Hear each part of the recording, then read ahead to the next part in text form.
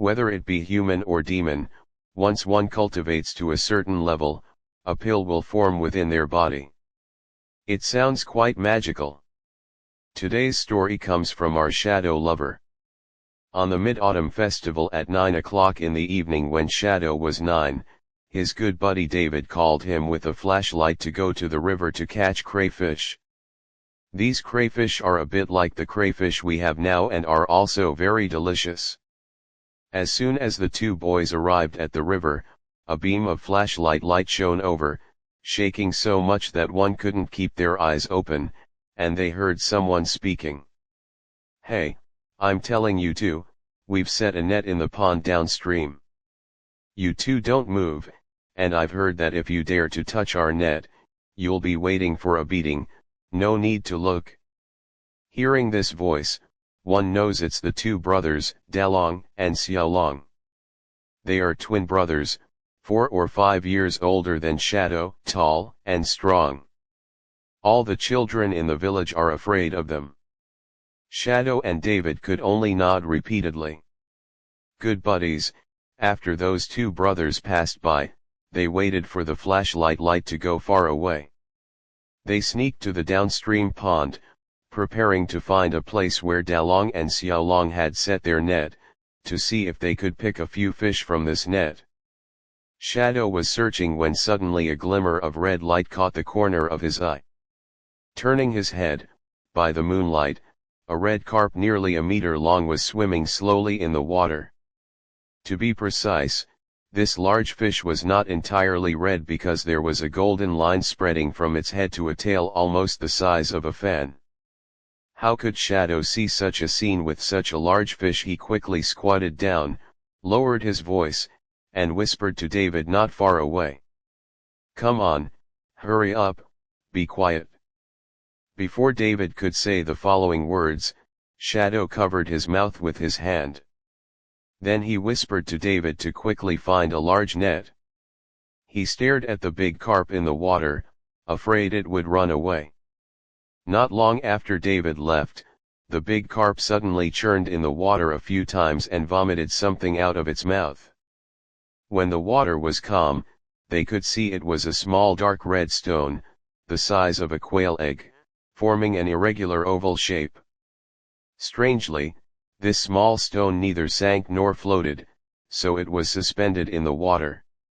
At this time, the big carp began to circle around the small stone. Shadow was just curious why the big carp would act this way, and a long dark shadow jumped out from this deep water area. As it approached, it looked like a big black fish, and at that moment, the big carp swallowed the small stone and turned around and dove deep down. The big carp flipped over and chased after it. When David brought the net, the two big fish had already disappeared, but the two could only continue to look for Dalong and Xiaolong.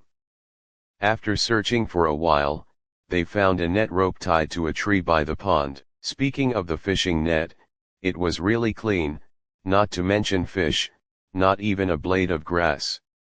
Well, let go of the fishing net, the two could only go back upstream to continue to flip over the stone slabs to look for.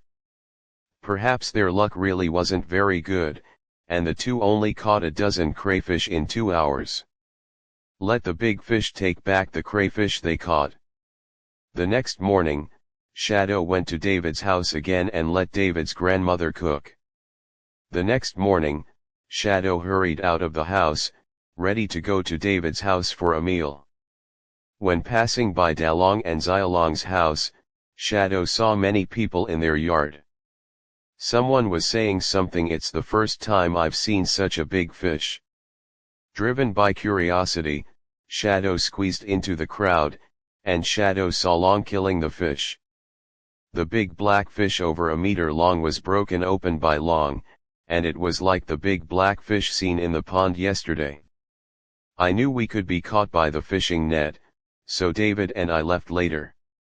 Shadow muttered quietly at the time, and just then, Xiaolong spoke. "What's this thing? This is odd, how can it still eat stones?" As he said, he used a shovel to scoop up a big stone and a pile of fish innards and threw them into the garbage pile outside the wall. Shadow recognized the small stone at a glance as the small stone swallowed by the big black fish last night.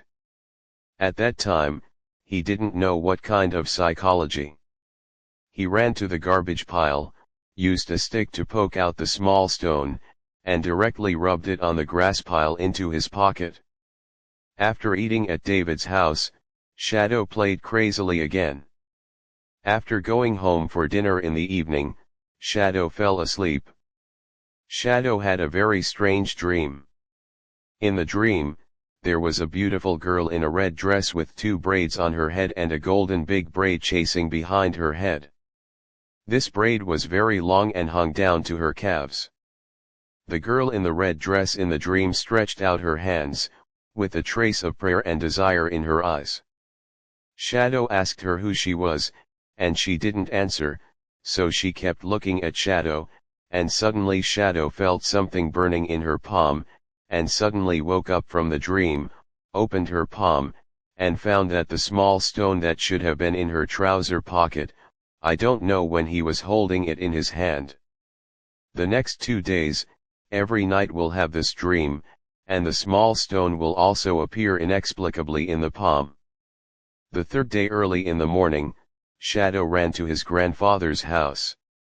His grandfather was a famous gentleman in the surrounding area, and Shadow told his grandfather about the dream and showed him the small stone. This uncle asked Shadow where the small stone came from, and Shadow originally told this matter to the uncle. After listening, the grandfather asked him to throw the small stone back into the pond at night and said something about repaying kindness. At that time, Shadow was relatively young and couldn't remember clearly. Well, in the evening, Shadow sneaked to the edge of the pond and threw the small stone into the water, and saw a flash of red light, and soon it sank and disappeared. In the dream that night, Shadow saw the little girl in red again, but this time, she was holding her fist and bowing to Shadow repeatedly, and soon Shadow also forgot about this matter. That is also the autumn of that year. There was a severe drought in the local area, and all the wells in the village were dried up. Shadow's family only had a well 3 meters deep. After the water source was sufficient, many neighbors came to Shadow's house to carry water, saying that the well water in his house was very sweet. Then, Shadow grew up, got married and had children in the big city, and settled down. Last winter, when I went back to my hometown for the new year, Shadow's 7-year-old son secretly ran out with David's son to play ice spinning in the ice pool. When he came back, his trouser legs were wet, and he asked his son how to do it. His son said he fell into the ice hole, and an ant in a red dress pulled him up. But later when they went to David's house for dinner, David's son said that he didn't see an ant in a red dress that day. As the saying goes, everything has its cause and effect. The wellspring is 3 meters deep, and the severe drought is not willing to give up. The child wants to be in danger, but he can still be safe, and the result is good. Well, let's see the next story.